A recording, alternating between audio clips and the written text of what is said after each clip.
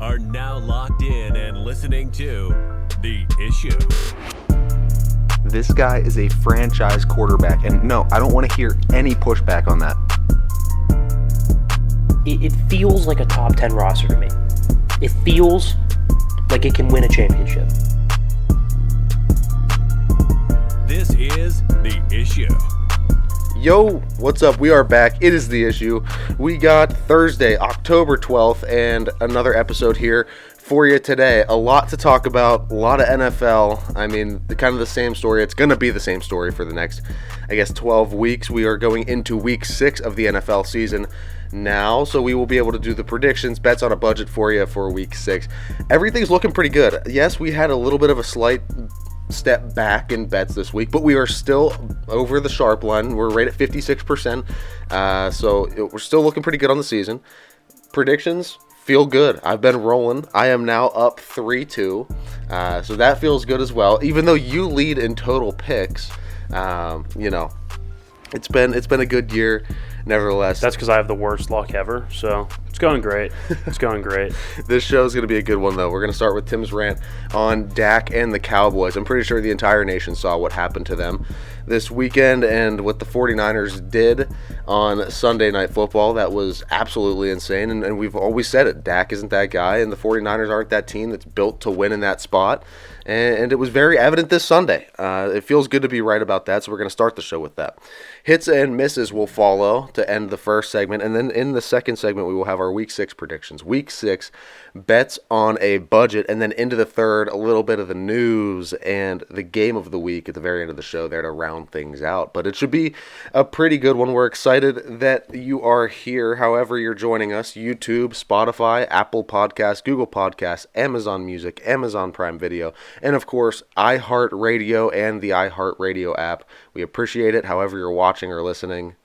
It's The Issue. You guys know I'm not a Dak guy. I'll start with that. Everyone wants to tell me he's top 10. I've always argued he's closer to 15 than he is 10. I just don't. There's no special to Dak except for him at the podium. He's a good leader, which, hey, I'm not saying that that's not valuable. I'd pay Dak to be my franchise quarterback. It just depends on what I'm paying him. They pay him too much. There's too many expectations. That's not where he's meant to thrive. You put Dak in Jacksonville making $35 million, sure. I'm not saying I would take him over Trevor Lawrence, but you get my point, a smaller market.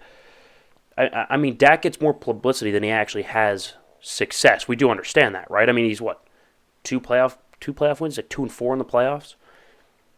I mean, just look at playoff teams, excluding the actual playoffs themselves. Let's go look at regular season games since he's had Mike McCarthy. So let's go since 2021. Let's not even count the COVID year. That was wild. Let's go 2021, 2022, and then so far this year, he's played in 13 games against playoff teams. He's 4-9. He's 4-9. I mean, he completes a little bit over 60%, like 63% of his throws. I mean, 93 pass rating, 25 touchdowns, 16 picks. Super average. He's Kirk Cousins. He's not Mac Jones, Matt Ryan. He's Derek Carr. But people want to tell me he's top 10.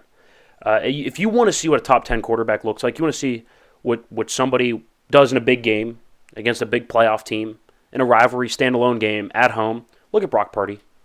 Look at Brock. Completes 71% of his throws. 4 touchdowns, no picks. 144 QBR. 144. It's not all about Dak, though. It's a microcosm of what the Cowboys are. And let's be fair, he had a severe coaching disadvantage. Do you know who led the 49ers in rushing on Sunday night? Somebody by the name of, yes, I had to look him up, Jordan Mason. I have no idea who that is. I have no idea who Jordan Mason even is. Somebody named, let's see, let's get this right. Tyrion Davis Price had 6 carries. That's a coaching disadvantage. That's how you know that Shanahan is significantly better than Mike McCarthy. It's not even close. It's really not even close. You have Christian McCaffrey, Deebo Samuel, George Kittle, and Jordan Mason led them in rushing. And Brock Purdy, the last guy picked, 4 touchdowns, no picks. That's coaching. You want to see coaching? That's it right there. So it's not all on Dak. But we consider him point point blame, but it's what do you do, right? Like we can sit here and what's the problem? He's the problem. No, he's the problem. What's the solution, right? What's the solution to the problem? How do the Cowboys move forward? Because they're not the best team in their own division. The Eagles are significantly better. The Eagles haven't even played their best game yet, and they're 5-0.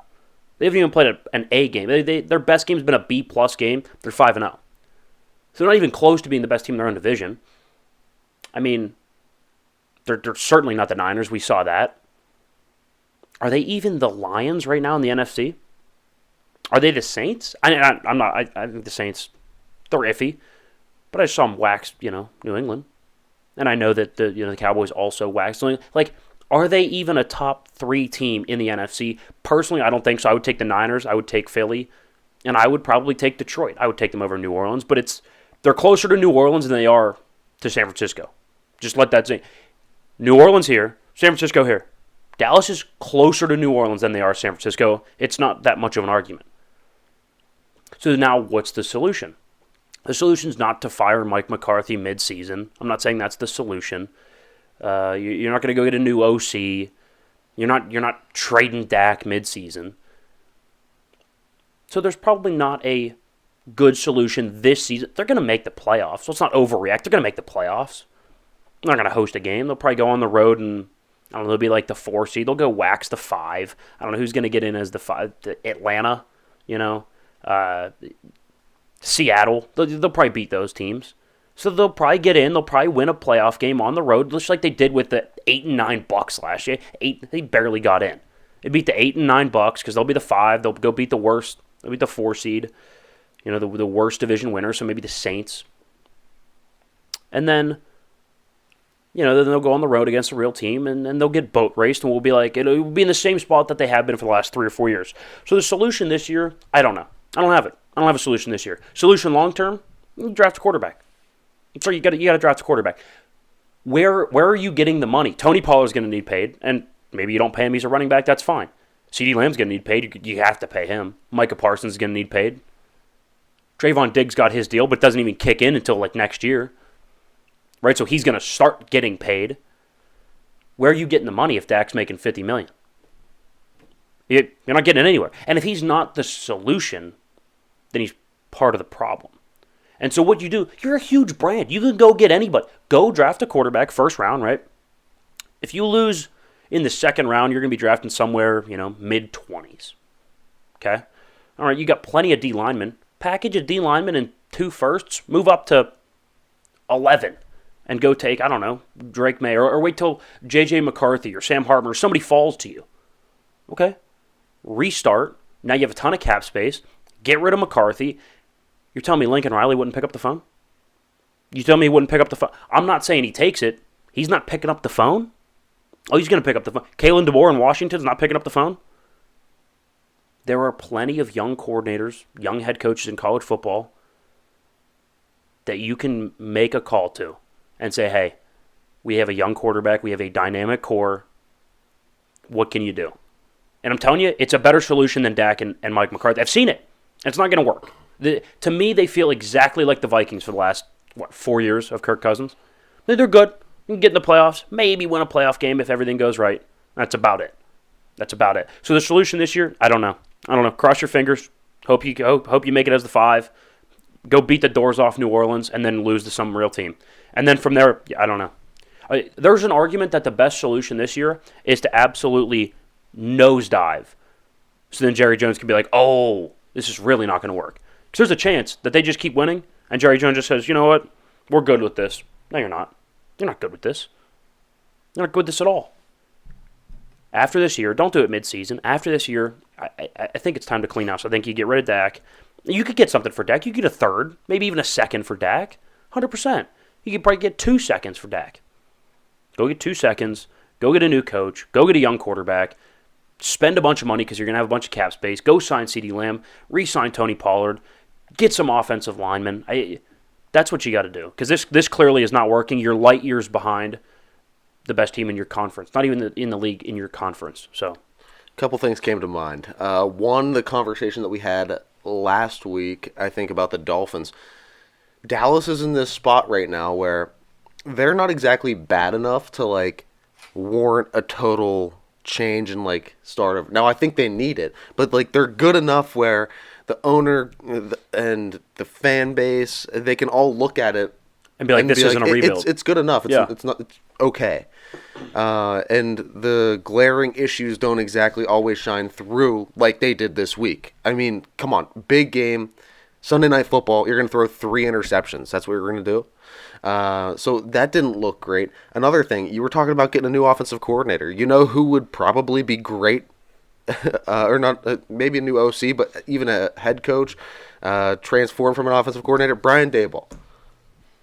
Right? Yeah, I mean, he would have pieces in Dallas. Interesting. The problem is you would have to trade the Giants a first-round pick to get him because he's under contract. So even if he like resigns, you hope he gets fired. But if the Giants fire him, they're the dumbest organization ever. Well, you could go full Colin Coward on him. Just Brian Daboll resign, step away, go move down to Dallas. You'd have to give. You'd have to give the Giants a first-round pick, and they're not going to do it. No, it'd be interesting though. Yeah, it's interesting. Would it not? Yeah. I mean, they need to do something, and they need to make a splash somehow, because McCarthy's obviously not the guy. I think Daboll would do it, but I think Daboll, if I was Brian Daboll, I wouldn't do it personally. You wouldn't go? Absolutely not. The biggest brand in football, you get a chance to head coach? Nope. The most dysfunctional brand in football? As of late, yeah. The most overhyped, useless brand in football? Yeah, but you can account that to Dak and McCarthy. No, you can count that to Jerry Jones 100%. Jason Garrett was a head coach. Tony Romo will get Hall of Fame votes, and they were still the same old team they've always been. It's the same team they've been. Kellen Moore calling the plays, same team. Mike McCarthy calling the plays, same team. Tony Romo, quarterback, same team. Doesn't matter. It's been the same team for the last 25 years. Yeah, been the same disappointing team for the last 3 decades almost. Yeah, they haven't been able to hit on anything. If I'm Daboll, I'm looking at the Chargers job, and that's it. Ooh. Period. End of story. Now that's interesting. All right, guys, hits and misses time. Here we go on a Thursday. All right, hit number 1. I've been saying it since Tom Brady left. I said Bill Belichick, he's done. He's done. It's so bad there. I don't even have words for it. In an offensive league, to be so ignorant and just flat out dumb, to just be so downright ignorantly stupid about how to win football games, it doesn't make any sense. I mean, the arrogance, the confidence for no reason, it's ridiculous. I mean, let's be real. If you're Robert Kraft, you are a billion-dollar owner. At this point, yes, Bill is popular, but the brand of New England is more popular. I know Bill made it what it is, but the brand is way more popular. Dude, can him. What are you doing? What are you waiting for? I'd can him. Look, it's going to sound crazy because he's going to be a Hall of Famer. He's in the argument of the top 3 coach of all time. Times have changed. I would have canned him already. I'm sorry. After that showing on Sunday, he would have been fired so fast.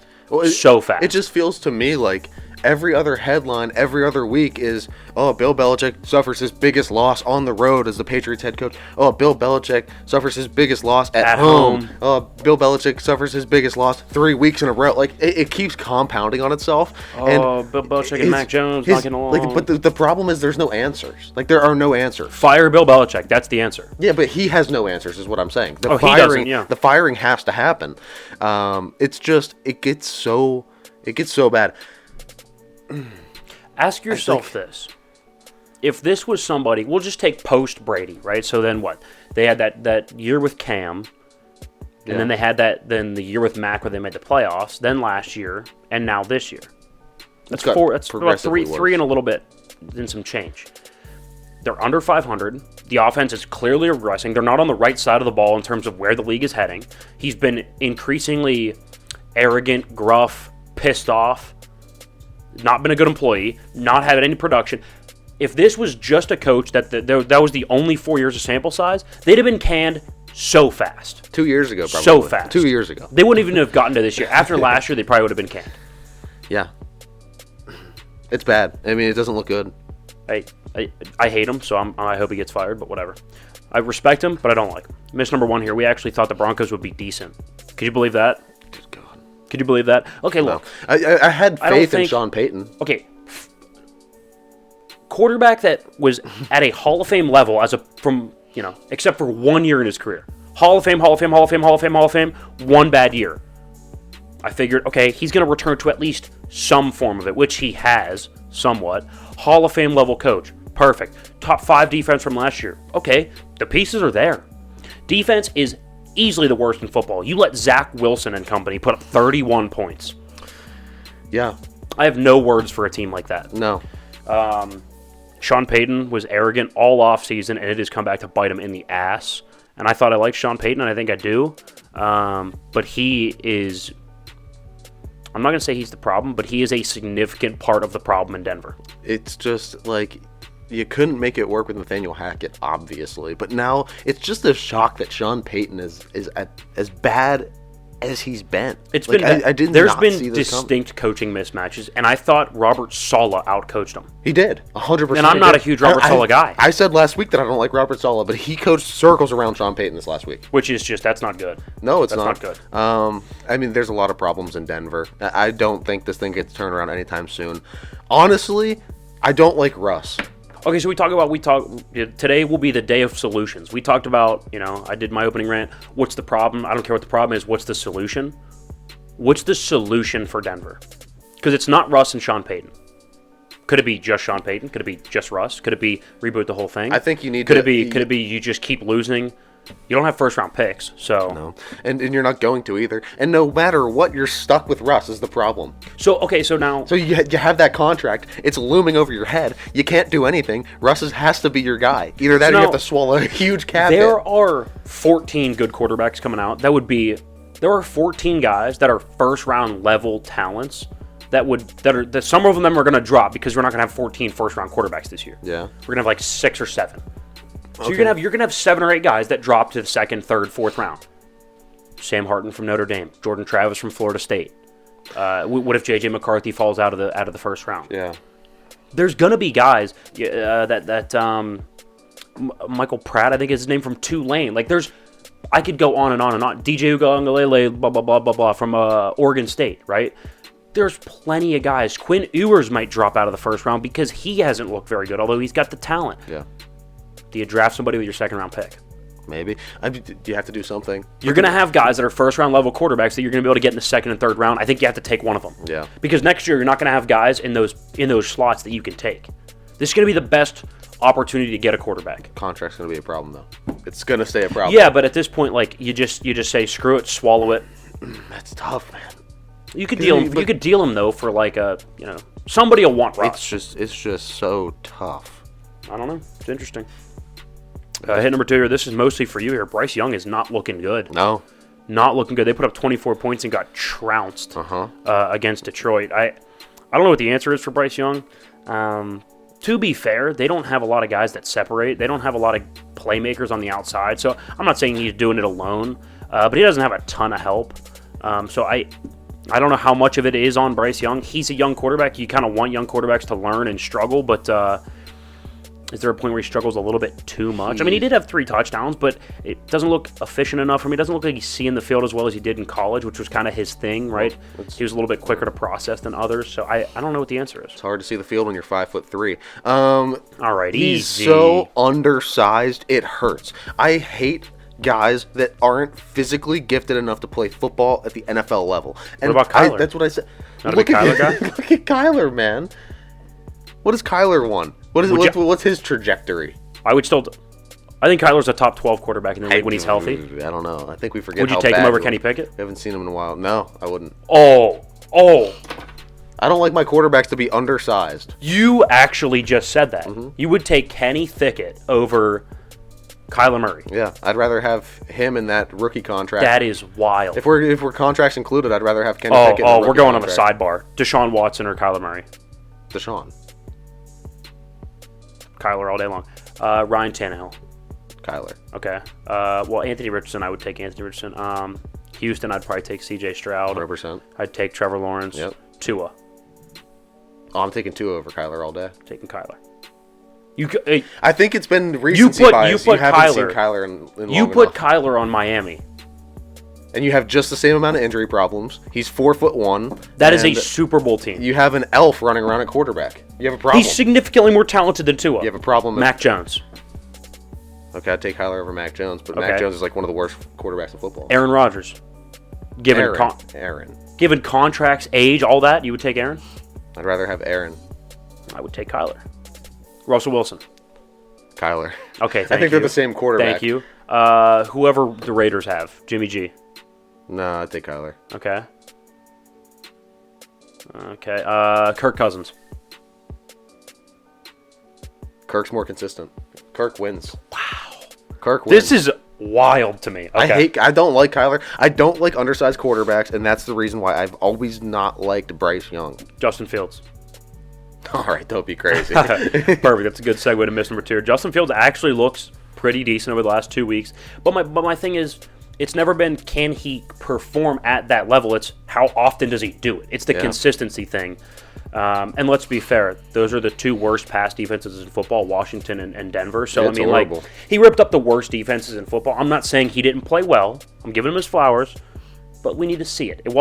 It's not a performance concern. It's a consistency concern. 100%. And him torching the worst defenses in football doesn't tell me a lot. Yeah, I mean, 100%. I agree. Hit number 3 here. I've said Lamar is good, but I've also said that there's a limit and a ceiling on what he can do from the pocket. Now, granted, he didn't have a lot of help this weekend, but you saw, you get pressure on Lamar, you can manipulate how the Ravens, their style of play, and we saw Pittsburgh do it.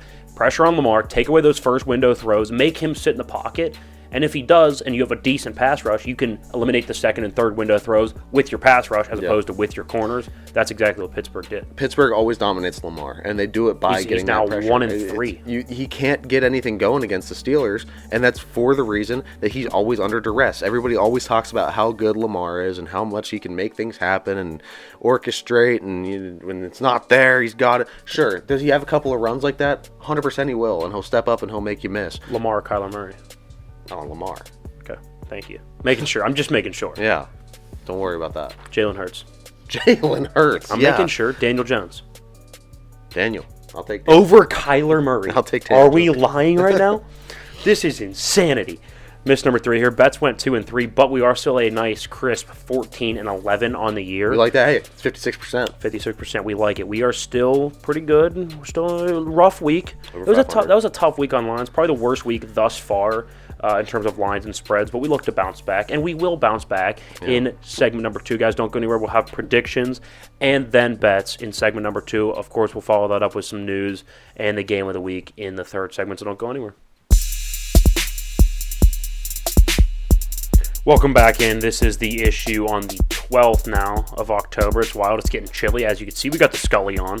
Go Lurs. They're actually on a bye week this week, so they won't be in our predictions. But, of course, that defensive masterclass that was that Sunday game. Now, granted, again, Lamar had a lot of receivers. That didn't look very good. No. But still, nonetheless, dominant. Joey Porter Jr. looked really good. I gotta say, I was there, 6 rows off the field. You can tell, and I think it was even more evident in person. He is easily the best man-to-man cover guy on the team. It's not really all that close. Pat Pete got burned by Mark Andrews' speed. Mark Andrews is the biggest tight end in football. He's not speed. He's not fast. No. He's got hands. He uses his body well. Pat Pete got burned by Mark Andrews running across the field. Like, Pat Pete is done. He's terrible. He's a zone guy only. Levi Wallace is okay. He's not too bad. But Joey Porter Jr. is really, really good. That's good. Yeah, that was my little takeaway. I figured I'd start this segment with that. Yeah, love it, man. It's probably good being at that game. Probably felt pretty good. It was awesome. It was a great game. Yeah, 100%. Good time. Either way, we got a good one this segment. We got our Week 6 predictions and our Week 6 bets on a budget to get to you. It's these predictions keep rolling, and as we do before every I'm up, 2 games? I'm up 2 games. I'm down. You're up 1 game. You're up 9-8 in individual picks, and you are down 1 week. I'm 3-2 on the weeks. Okay. You know, the picks are just the points scored in that game. We classify it as the way we do it is the entire week is the game. You are exactly like the Steelers. The Steelers have been thoroughly outscored this year, yet they have a winning record. Yep, 100%. Hey, I'll take it. But I am every other team, which is better than the Steelers. That means you are what would the Steelers be right now? I don't know. They're probably like the 25th best team in football. That's fine. probably somewhere around there. That's fine. Hey, you know what? We're gonna have That's fine. we're gonna have a hell of a stretch. We're just getting warmed up. It's only week 6. We got a lot of time. I'll be the Chargers laying in the weed. It's fine. Right, that's fine. Laying in the weeds. It's a much better team, better All right. quarterback. That's all I'm saying. Fair Continue. Okay. Either way, without further ado, we're not holding this up anymore. We have our Week 6 NFL predictions. Here we go. All right, Broncos travel to Arrowhead tonight. That's going to be a whipping. I don't even know what to say. The Chiefs at home are fantastic. We know that. The Broncos on the road they haven't been good at home or on the road. Doesn't matter. They're not a good football team to begin with. Interesting. All right, Russell Wilson has been significantly better, but their defense has regressed mightily, which we know that's Sean Payton's issue is defense. He's not very good as a defensive coach. He doesn't hire a good defensive staff. He did early in New Orleans, and then late in New Orleans, it all went downhill, and we see it go downhill here in Denver. Yeah. The Chiefs are going to put up 40. I'll take the Chiefs. I mean, there's not much discussion needed there. It's going to be an absolute bloodbath. Yeah, it's not going to go well for the Broncos. I don't see it's whatever the over/under is on this. I don't even know. I would actually stay away from that. I would just take the Chiefs by as many points as they'll give you. You could tease it up, yeah, for sure. It's interesting. Yeah. All right, Ravens at the Titans. I'm going to take the Ravens here. I consider taking the Titans. They usually play the Ravens really tight. They can kind of possession, hold the ball, keep them on the sideline. But to me, good teams that get humiliated, which I think that was a humiliating loss for Baltimore this past week. 100% I mean, to be up by that much and to have Pittsburgh play that poorly and win by a touchdown is insane, right? Baltimore knows they didn't play well. They deserve to win that game. They should have won that game. And yet they didn't on the road against your rival. They're going to come out with their hair on fire. Yeah. I think that's a good bet. We'll talk bets on a budget, but the Ravens winning by a lot seems that's the right side. I think they beat Tennessee for sure. Yeah, I agree. Coming off a loss on a big division rival like that is a really tough pill to swallow. Yeah. So they're going to play inspired football. And then I did also think about the Titans there for a second. I think I've taken them the last 2 weeks in my splits, and I've been burned by them both times. They just can't figure out how to win and close football games. The week before you didn't take them, I took them, and they burned you. You took Cincy. That's right. Yeah, tough one. Vikings at the Bears. I am going to do it. I am going to ride with my boy because I've never had any doubt ever. I knew he would be this type of player. Justin Fields and the Chicago Bears, baby. Scroll through.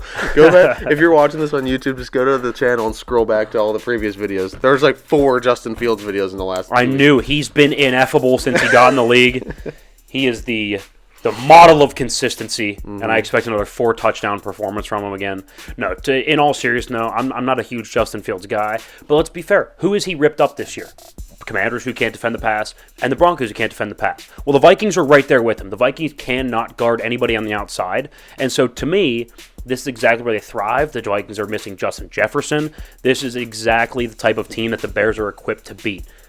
You can get in a little bit of a shootout, but they can't stop you. Justin Fields is going to be able to run wild, be able to throw the ball downfield. DJ Moore has emerged as a real, legit top 15 receiver. I will take the Bears to win at home against the injured Vikings. I don't know. I can't, in good faith, take the Bears. I can't. Why? Justin Fields is ineffable. No, I can't attach myself to it. We saw one good a week. I'm not ready to put everything on that. Well, what are you talking?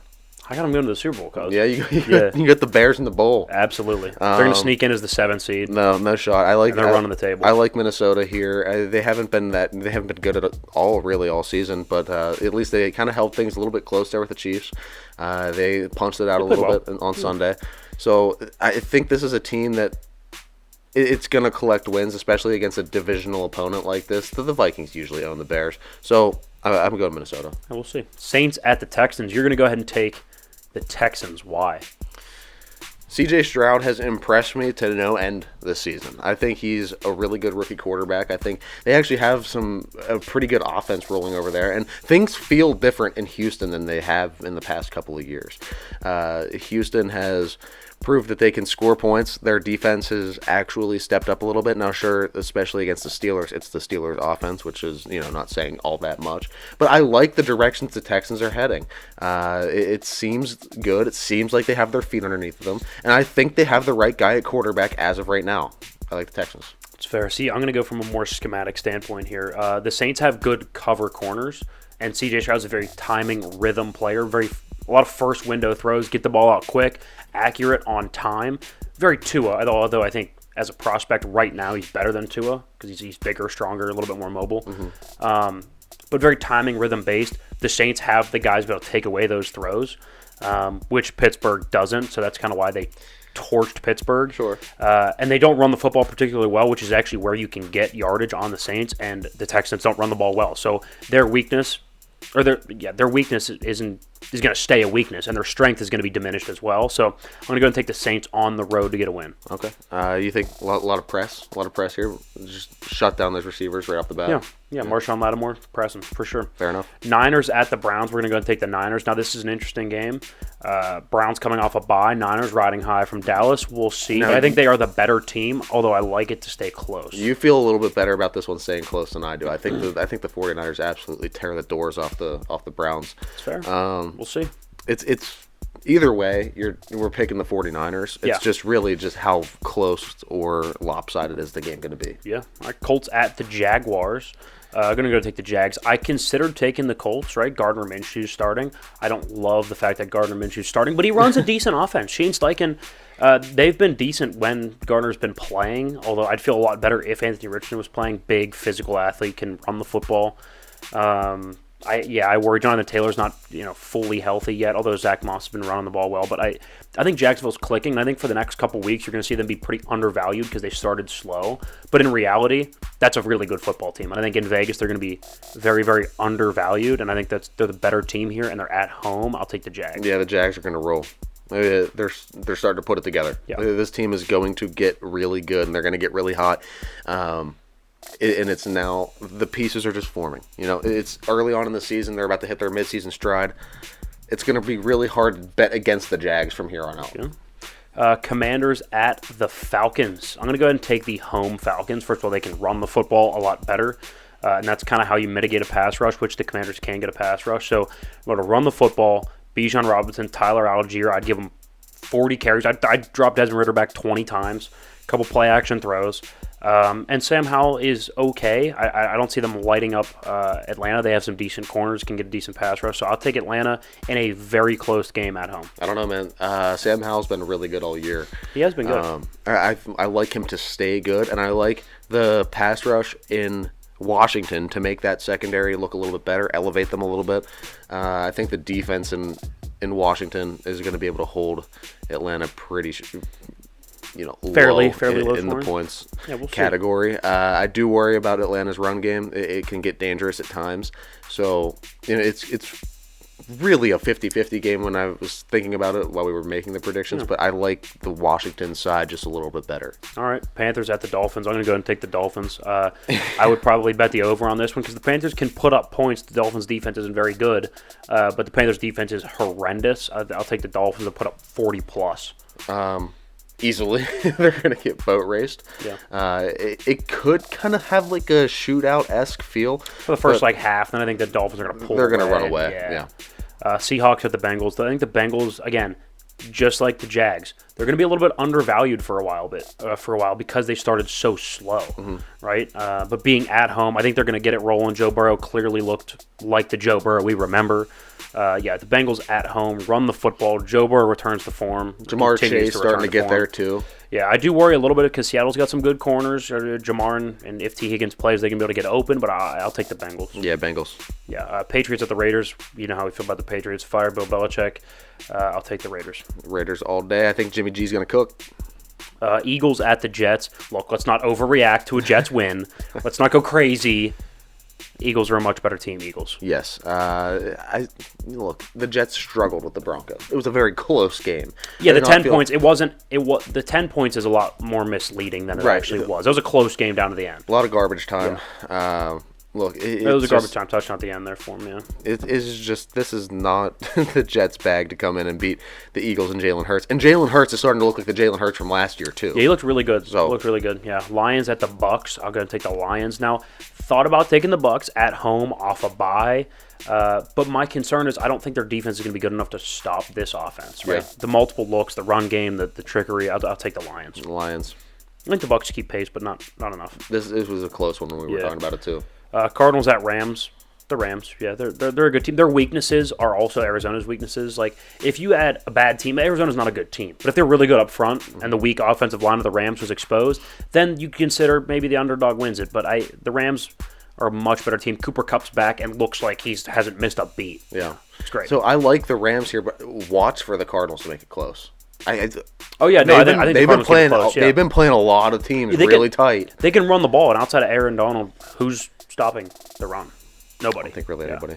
Giants at the Bills. Bills are a much better team at home, prime time. Daniel Jones and them, they're not winning in prime time. The fact that they still have this many prime time games is ridiculous. I'll take the Bills easily. Yeah. I mean, what happened in London?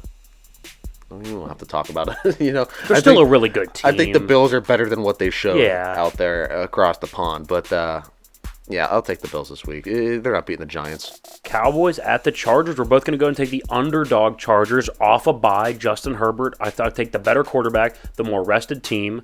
The Cowboys are coming off just a trouncing, so there's an argument that, decent teams that get trounced usually bounce back really strong. But I'll take the well-rested team and the home team. Yeah, I like the Chargers. I know they have the better quarterback. And I think the Cowboys are probably a little bit scared to play another primetime game in front of the nation. Yeah, we'll see. Standalone game. Get ugly again and, just show how bad you are to the whole country and the world. So. All right, our splits. I'm taking the best quarterback in football, Justin Fields, and the Bears over the Vikings.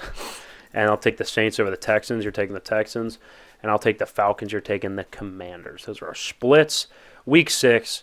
Let's go ahead and transition into some bets on a budget, shall we? Yeah, we got 5 lines, the 5 best lines for your money, for the value that you can find them this week. Here we go. You get Baltimore -4. I mean, I talked about this. They're at Tennessee. I know Tennessee usually plays them tough, but really good teams with good coaches and high-end quarterbacks. Look, Lamar has his struggles against Pittsburgh, but Lamar wins almost 80% of his games. Like, Lamar's a really, really good quarterback. Top 10. I'd probably put Lamar top 10. Closer to 10 than 5, but he's a top 10 quarterback. Teams with a top 10 quarterback and probably I would say Harbaugh was a top 10 coach. If you take the entire resume, the entire body of work. Yeah, I was going to say, it can't be of recent years. Yeah, because I would say some of the younger guys like Mike McDaniel. Right, there's some younger, more powerful minds that have come into the league. But I mean, Daboll. I would say, historically in the league right now, yes. And even currently, he's probably still a top 12 to 15 coach. He's a really, really good coach. I'd put him in the Tomlin category. Yeah, they're anywhere between 8 and 14 on a given year. Yeah. But anyway, yeah, so good teams with a good coach and a good quarterback coming off a humiliating loss. That's exactly what happened to Baltimore. They're going to bounce back strong. I take them to win by a touchdown. I'll go 27-20 Baltimore. I like it. I think they are going. I said it earlier in predictions. They are going to play inspired football. This team is really good. Yes, they had some stupid mistakes with the receiving core this last week. That was evident. But nobody's going to deny that. Everybody has a bad game. I will say those things kind of tend to even out. So you have a really bad game. Normally those even out. So you have a Zay good Flowers. game. You have OBJ. Like you have Mark a lot Andrews, of good. Yeah, you have Rashad Bateman. A lot of really good, reliable targets that don't usually do that. I mean, look at Kadarius Toney week 1, right? Right, and he's played a lot better soon. So, all right, Jacksonville -4.5 versus Indianapolis. Look, again, I think Jacksonville's going to be really, really undervalued for the next week, 2 weeks, maybe even 3 weeks, depending on how they play. But I think that's a team finding their stride. Like I think what we saw in the first 3 or 4 weeks of the season is not who Jacksonville is. I think what we saw in London, that's closer to who Jacksonville is. I think they're a much better football team than people are going to give them credit for because of that slow start. And so I think that number is way too low for me. I think this is a 30-20 type of game. Like I like Gardner Minshew, but I don't think he's going to put up 30. Right? Like no. I like them to keep it close, but I think Jacksonville pulls away. It's going to be about a field goal game until midway through the fourth quarter. Jacksonville put a touchdown up to kind of put it away. Minshew's not going to be able to lead them down the field in prime time, clutch time, so I'll take Jacksonville. I was going to say the same thing. I like Minshew to keep it really close, and he'll hang there, and he won't wreck it for the first 2 to 3 quarters of the game, but he's also not the guy that's going to win it for you. Yeah. Especially against a way more talented Jacksonville team. Yeah. Let's go Cleveland +5 against San Francisco. Like you said, you don't feel as confident. I feel really, really confident on this one. Look, I know that Dallas has a good defense. This Cleveland defense is going to easily be the best defense that San Francisco has seen yet. Nobody forces more 3-and-outs than Cleveland. Nobody has a better sack differential than Cleveland. They're either 1 or 2 in that category, right? Like, they get to the quarterback, they don't let you get to theirs. And in a game with 2 of the top 3 to 4 defenses in football, 5 points is a lot of points. To me, this feels like a low-scoring, sluggish, in Cleveland, who knows? Could be rainy, could be cold, could be windy. The mistake on the lake. Cleveland's coming off a bye. They're rested. San Francisco played in prime time on Sunday. They will get less rest. They're coming off a massive game against Dallas. Maybe is it an emotional letdown? Possibly. They come out flat. Cleveland's been preparing for them for 2 weeks. I'll take Cleveland to win. I'll take San Francisco to win, but Cleveland to cover in a close one, 16-13 San Fran. Okay. I like San Francisco. I do understand where you're coming from, and I can see how it can happen. I'm just not as sold on the Browns keeping it close with this team. I mean, nobody's been able to keep it close with San Francisco this year. That's fair. Deshaun will finally be healthy. Side note, sorry. Just thought of that. I mean, I just don't know. It's one of those things. I'm taking the leap of faith. Okay. Yeah. Because I think I'm San going to Francisco stand there, and I'm going to support it the entire time. All right. But I'm shaking. You're not backing that one? I just want you to know. You're not backing that one? If it hits, I was. Are you going to fade that one? Or are you just going to not? You're just going to stay away? Stay away? No. I'm going to parlay them all together. I'm just going to start doing that with all of our bets. Fair enough. We're due for a 5-0 week. Right? It's true, we are. Yeah, Miami minus 13.5 versus Carolina. Surprisingly enough, big favorites have been fairly good to us this season because I do think as this league comes more quarterback coach dependent and reliant and friendly, with the rules and just the increase in offense. Sure. It's a little bit easier to see how much better teams are than bad teams with bad quarterbacks, maybe bad coaches, bad offensive lines too. Yeah. I think Carolina has 2 of the 3. Like I don't think Bryce Young's very good. I don't think the offensive line's very good. Jury's still out on Frank Reich. I think he's a good coach, but he's not working with a lot. And so good quarterback, good head coach, insane skill position players. That's the side there. I think they win. I'll go 41-20 Miami. Yeah, it's going to be an insane offensive showing from Miami. I think, it's going to give resemblance to that 70-point game. I don't think they're going to get back to that. Yeah, I don't think they're going to score 70. But at the end of the day, this is going to be an OTA. You can kind of see when games are going to be OTAs on the schedule. The Miami offense is going to be able to do whatever they want. What do you mean OTA? There's an offensive practice for the Dolphins. I see what you're saying. They are just going to be able to go out there and just run. And go. Take the chains off. I thought that was like some acronym that you made up. No. I was like, what's an OTA? No, preseason and OTAs. Okay, fair enough. Yeah. Yeah, so you mean like 3 of their 4 games they've lost by double digits. Atlanta, they lost by 14. Seattle, they lost by 10. And that was Andy Dalton starting. Yeah. And then they lost, obviously, by like 18 or something this past weekend. So fair enough. Anyway, last bet on the board, Arizona plus 6.5 at the Rams. I do like the Rams to win. I think Arizona probably covers late. I'll take the Rams in a 30-24 game. Arizona backdoor covers late. Oh, yeah. Rams are going to roll for a while. But, I mean, we said this earlier as well. The Cardinals have kept games super close. They're scrappy. That's a scrappy team. But I didn't feel great about it because I took Cincinnati this last week in the split. And watching them play Arizona for the first 3 quarters of the game, Arizona was like, in that game. Uh-oh. I thought they could win. I thought they were going to win for a second. We've seen them upset some teams this year, and now they definitely don't Dallas, beat the Rams. Yeah. But to keep it close, 6.5 division game feels right. Yeah, I like keep it close. I like it. To run back through those bets, we got Baltimore -4 at Tennessee, Jacksonville -4.5 versus Indianapolis, the underdog Browns +5 versus San Francisco at home in Cleveland, Miami -13.5 at home versus Carolina, and Arizona +6.5 traveling to the Rams. Love it. Those are the Week 6 bets on a budget, so go check them out on the favorite app, DraftKings, FanDuel, BetMGM. The Bet Rivers app, a little Barstool Sportsbook. Wherever you place your bets, go check it out. A lot of good lines this week. Like I said, I'm parlaying mine together. We are due to go 5-0 one of these weeks. I have a feeling it is going to be a good one. So, yeah, go place those bets before, I guess, Sunday. We don't have any Thursday night bets, thank God. Yeah. So, We will see you in the third segment. We got the news. We got the game of the week. Game of the We got week. Seahawks and Bengals this week. It's going to be a close one. That one was a stay away from me betting-wise because I don't know what Joe Burrow am I getting. Yeah. The defense in Seattle's been playing really well. Geno Smith is good. A lot to discuss. Well, Geno Smith's B.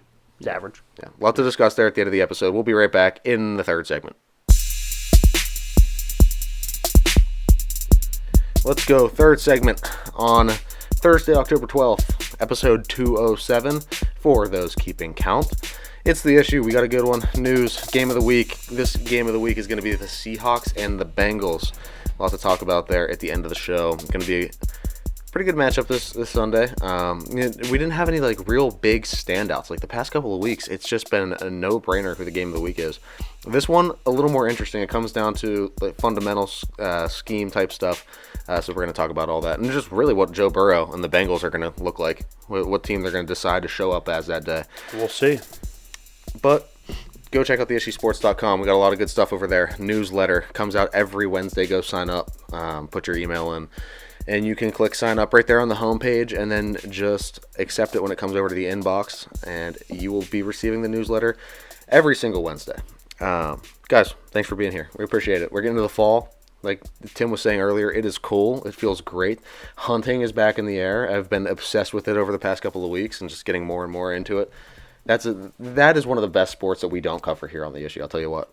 It's the favorite pastime, It's one of the best pastimes out there, I'll tell you what. Oh, nothing better than just sitting in the woods, broing down, relaxing. Feels fantastic.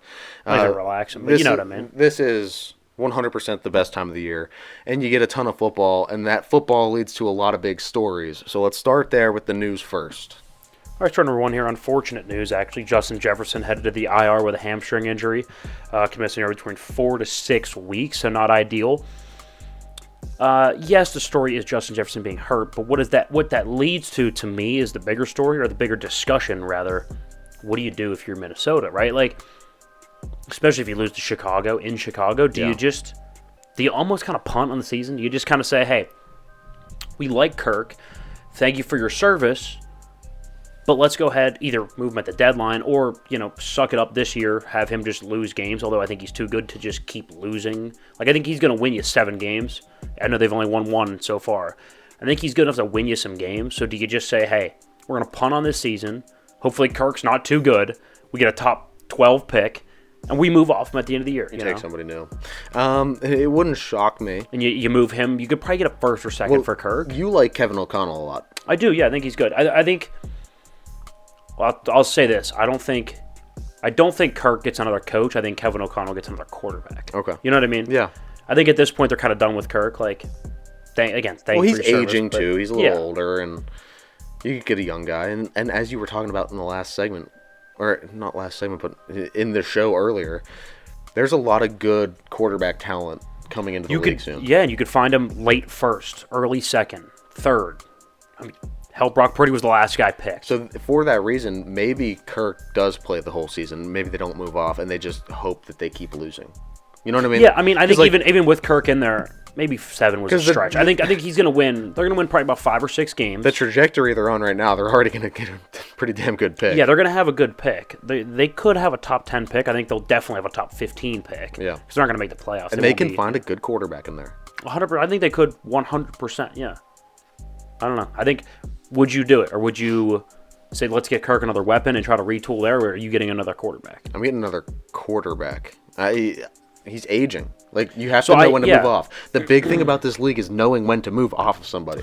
Yeah, a lot of people have entrance strategies and strategies to get good. They don't have exit strategies, right? So there's your exit strategy right there. Is your pivot is, hey, flip Kirk for a second. Somebody will take Kirk Cousins for sure. You're telling me right now that you wouldn't say, hey, Giants, Brian Dable, you interested? Hey, Atlanta, Tampa Bay. And Baker's playing well, but let's be real here. Seattle, hey, Geno Smith is good, not quite as good as Kirk, not quite as productive as Kirk. Oh, hey, Las Vegas. It's interesting. I hear Jimmy G's getting pretty old. It's interesting. I don't know. Story number 2 here. Mario Cristobal and Miami. We got 2 college football stories actually here. Love it. Did you see Miami there was about 35 seconds left on the clock. All they had to do was take a knee. You take a knee, the game's over.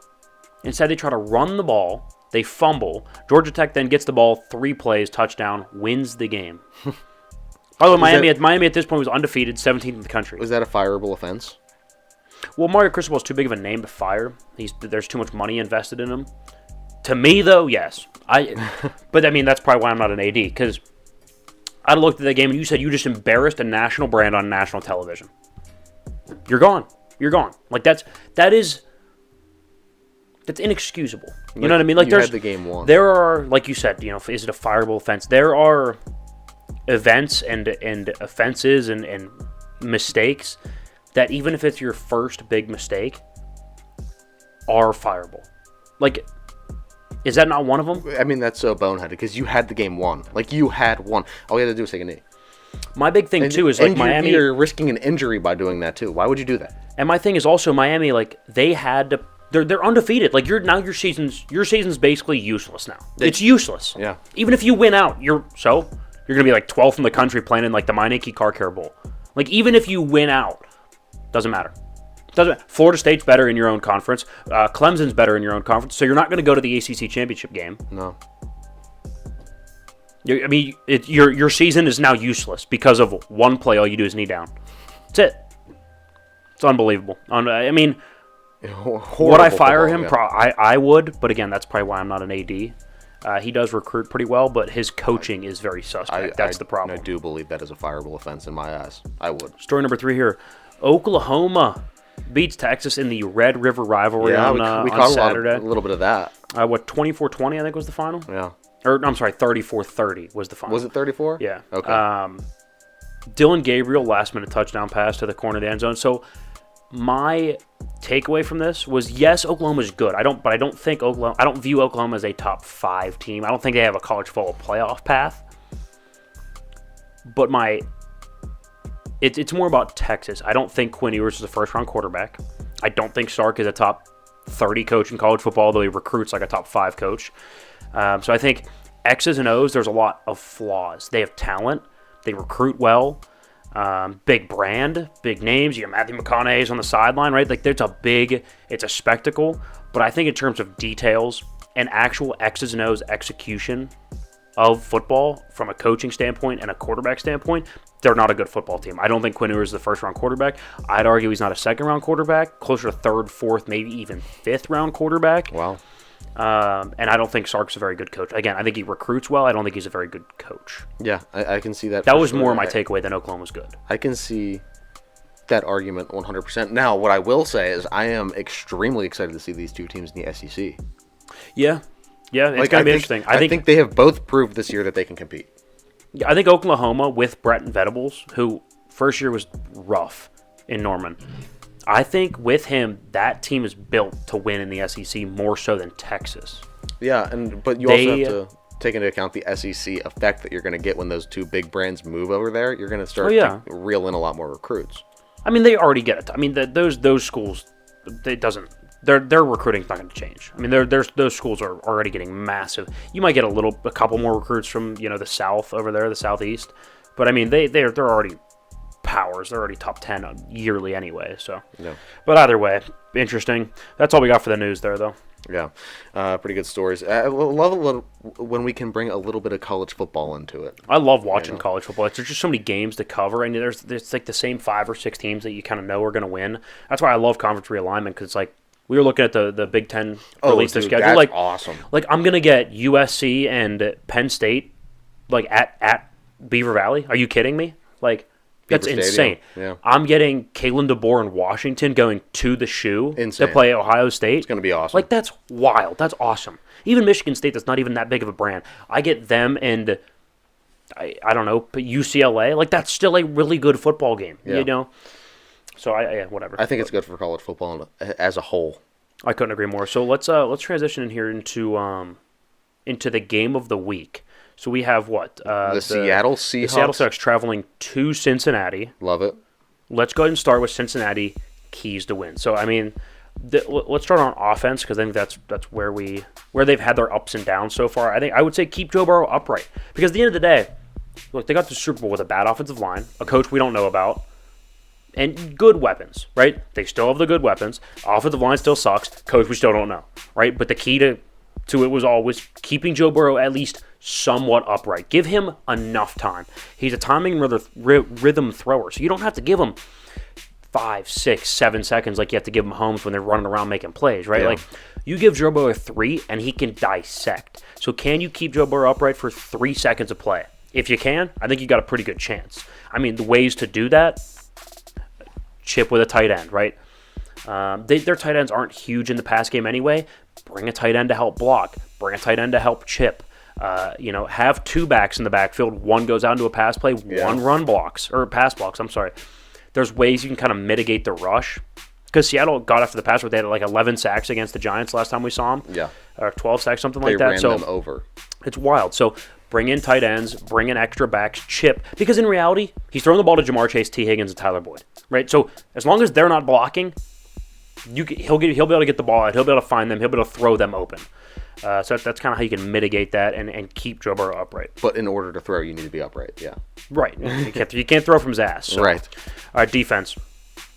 You got to make Geno beat you. I mean, with 2 good backs, Kenneth Walker and Zach Charbonnet, and a young offensive line, young offensive lines tend to be better at run blocking because it's like, hey, guy that's in front of you, hammer him. Like, It's just, there's less thought to it. It's a little bit easier for an offensive line to kind of be aggressive. Trust me, offensive line like going forward. They don't like going backwards. Like they like to move forward, push bodies. They don't like to go backwards every play, right? So they're going to want to run the football. Young offensive line, young backs. Geno's not known as a guy that can drop back 50 times and be successful. So they're going to want to run the ball. 100%. And if they want to run the ball, you have to load the box to force them to make Geno try to beat you. They have some of the guys on the back end. I like their safeties. I like their DBs. They moved off that Bates who went to Atlanta, but they still have young, really athletic ball-hawking safeties. Let them work on the back end, load the box, and make Geno beat you. I like that. Do you think so? Before we get into Seattle, do you think Cincinnati has that linebacking core to be able to shut down that run? Because that run game in Seattle is... It's not bad, but I mean, I would say over the last 2 to 3 years, no. But then I would also point to, look what they did against McVay. And McVay, he's got one of the best run schemes in football. And in that primetime game, they completely shut down the Rams. So it's... Normally, I would say no, but this year they've actually been pretty good against the run. All right, fair enough. All right, so, Seattle. Start on offense? Yeah, let's go on offense. Get the ball to Jackson Smith and Jigba in the slot. I like Mike Hilton as a blitzing corner, a blitzing nickel for off the edge there for Cincinnati. But in coverage, I think he can be burnt. And I think Jackson Smith and Jigba, great route runner, good hands, a little bit taller than most slot guys. So he can, a little bit more possession, throw it up top to him.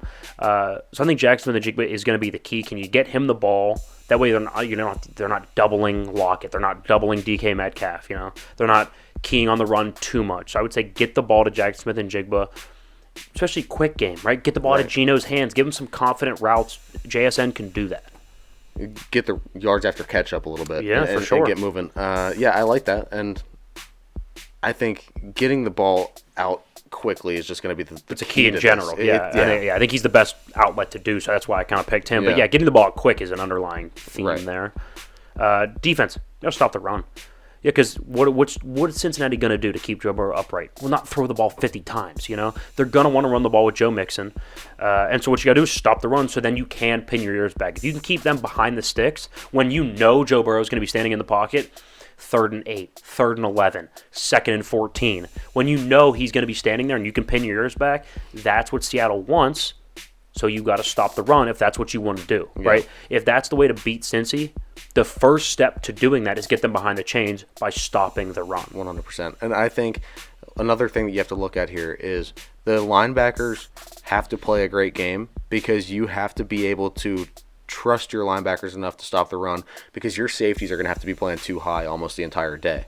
Because if you can keep guys over the top, so you take away that extra read from Burrow, and don't let them beat you over the top. Yeah. So you can't get stretched thin like that where you're banking on stopping the run too much. The And then, linebackers. there goes Jamar Chase over Yeah. the top for an 85-yard touchdown. Yeah, you got to win. You got to win one-on-one type situations in the run box. I You know, agree. you can't put 8 in there and expect to be successful. You got to be successful with 6 in the box. Can you? I don't know. We'll see. Yeah. All right. So we did this last week. I really liked it. Let's give some players of the game. Let's go best offensive player. Well, I did take Cincy to win, and I think Jamar Chase had a good game. I'm gonna switch it up. Give me Joe Mixon. I know I said Seattle keys to win is stop the run. I don't think they will. I think Joe Mixon's going to have a good game. I'll take him to get 125 and 2 touchdowns. Okay, I like that. I'm going to go a little more mainstream. I think Joe Burrow is going to have a great breakout game. Kind of that Adding turnaround to- game where it's like, hey, look, like Adding to that Arizona game. we're getting back to what we used to be, right? Like it's just still the same Joe Burrow. We're fine. We're Yeah. fine. I like Joe Burrow as the offensive. Now defensive. Ooh. I'm also going to take a Bengal. I am going to go with Mike Hilton. Although he could be beat, I think Mike Hilton's going to have 2 sacks today. Yeah. Or not today. Sunday. Sunday. 2 sacks. Okay. Mike Hilton, defensive player of the game. I like anybody. I don't know who it's going to be yet. Anybody on that defensive line for the Bengals. Oh, Anybody on that steps pass up. rush. You could do Trey Hendrickson, Sam Hubbard. I thought about Hubbard. I don't know. It's going to be one of those guys. Whoever can get the Geno, whoever can help this team win. Because I'm taking 2 Bengals for sure. Yeah, I think the best way to kind of deceive that good young offensive line is those corner blitzes. That's why I'm taking Mike Hilton. Beat him with the speed. All right, game prediction. Score. Cincinnati 24-20. All right. Fair Fairly enough. close, but I don't think it's going to feel as close. I think it's going to be about 24-13 for most of the game. Late touchdown. Seattle keeps it interesting, but at the end of the day, just a little too late. Fair enough. Cincinnati 29-27, my prediction. Going to be a real close game. I think this is going to be a battle. It's going to be a big-time running game. You're going to see some good air attack. All right. But I think it's going to be close. I like Cincy to win. I like the Bengals. Fair That's enough. it. Game of the week. That's all. Seahawks and Bengals. Guys, go enjoy that one this weekend. Week 6 of the NFL going to be pretty good. I would suggest enjoying it with Scott Hansen. We don't have to watch the Steelers this week, which feels amazing, which means Red Zone is just going to be on the entire time from 1 p.m. till it ends around 7:30 when that last 4 o'clock game finishes up. But that's where you can count on finding me. Guys, that's all we have for today. So until then, go check out the website, theissuesports.com. From there, you can find all of our social medias. Go follow or subscribe wherever you listen, wherever you consume our content. We appreciate it. All the links in the description of the episode as well. Platforms, social media links, website link. It's all there. It's easier to find than it is not to find if you've found this video. So go check it out. We really appreciate it. But guys, we will catch you next week going over week 6 of the NFL and then predicting for week 7.